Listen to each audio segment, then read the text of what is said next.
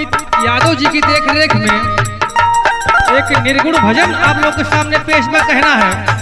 हे बनैबा कहिया, हे बनैबा कहिया, सब कर बिगाड़ी बनावला मोरबा नैबा कहिया।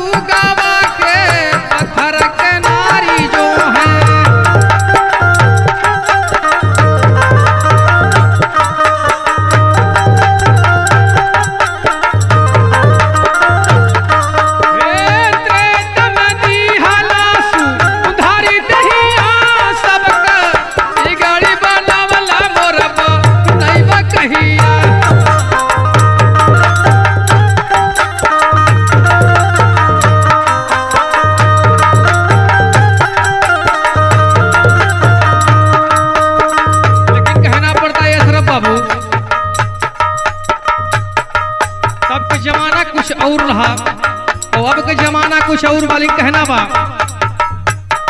हे पमुआ पखारी के वट परवा उतारला,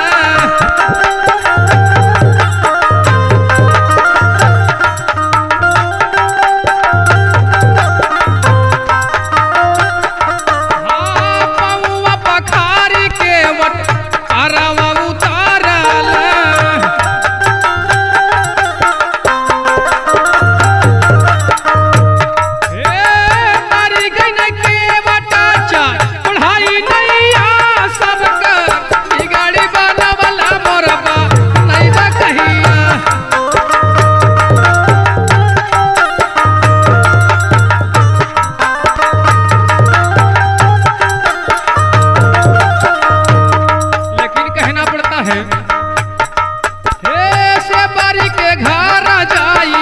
झूठी बेरा खाईला,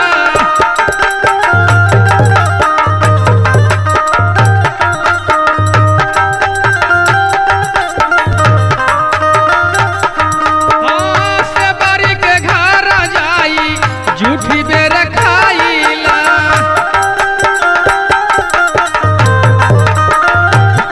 हे बारी गईना से बारीला गा के नहीं आ सब का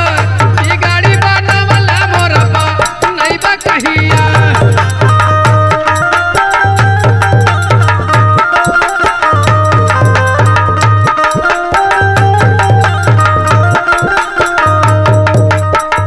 कहना पड़ता है, बहुत समझने वाली बात है भैया अरविंद भैया। हे खंभा के भारी हिरणा का सबके मारला,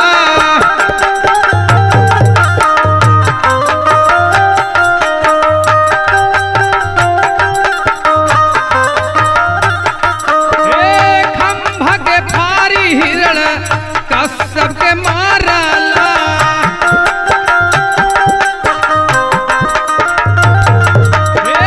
भक्त प्रहलाद जिला गाँव नहीं आ सबका बिगाड़ी बनावला मोरबा नैबा कहिया।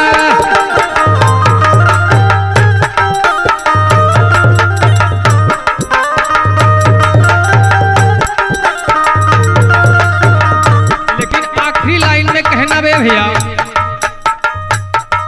हे ग्रह के मारे प्रभु गजा के मुबा